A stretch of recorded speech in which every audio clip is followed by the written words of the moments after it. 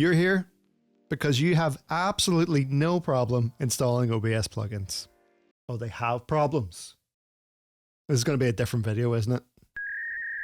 You're here because you're having problems installing OBS plugins, but it's simple. In this video, we're going to walk through where you can get OBS plugins, how to get the right ones for your system, where to put them in your OBS root folder, and of course, how to check to make sure they're actually in your OBS when you launch it.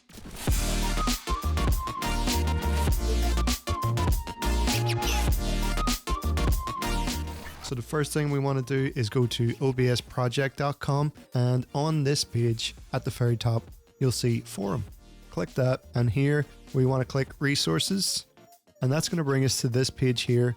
It's going to have all sorts of things on it: plugins, themes, tools, scripts. But what we're looking for right now is a plugin. If you'd be interested in me covering how to install themes, tools, scripts, let me know in the comments below, and we'll check that out. But for now, we're just going to click on OBS Studio plugins here, and that's going to bring us to all of the OBS Studio plugins that are out. And I think this is actually sorted in a way that it shows you the most recently updated one. You can obviously change how you sort it, but what we're going to do for now is come down to the waveform plugin.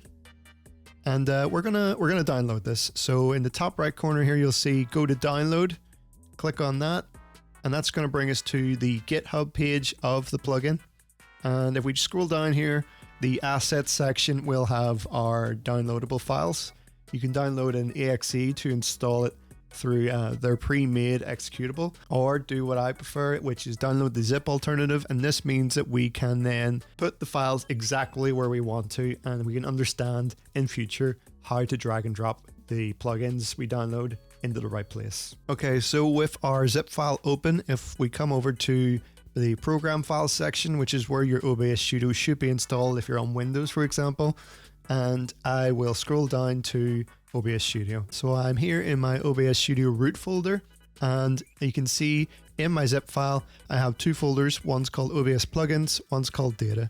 If I open up OBS plugins, there's two more folders, 64-bit and 32-bit. If I open that up again, you see a PDB file and a DLL. This is our plugin, and this is a 64-bit version of it. Obviously the 32-bit is in there, so if you're running in a 32-bit version of OBS. So if I come back out again, and if I go into OBS plugins here, you'll see the same structure. So what essentially is happening is the developer has put these folders together so that you can drop it into this area of OBS Studio, and it will then put it all in the right location. The whole idea is to make this easier. If you open up the zip file of your plugin and you see these two folders, you can just drag them into this folder here, and that's that. They're installed. Now bear in mind, if you do this with your OBS Studio open, it's going to take a restart of OBS Studio, not your whole system, just OBS Studio, for them to show up as plugins. So I'd recommend putting these into your folder whenever you've got OBS Studio shut down. Now you can open up OBS Studio, and for me, I'm going to be looking for the waveform plugin we just installed. So if I right click here, go to add sources, and I can see right away, waveform visualizer. That's a good sign. Now I open it up here, it's looking for an audio source. I'll just select my mic, and even for a better visual, I'll set this to stereo, hit OK, and that is that ready to go. And that's how you install plugins for OBS Studio. It is that simple. If for whatever reason the plugin's not showing up in OBS Studio, just double check where you've put it, double check what's in the zip file, for example, and see where it's being placed. The likelihood is it's maybe just being put into the wrong place, and that's it.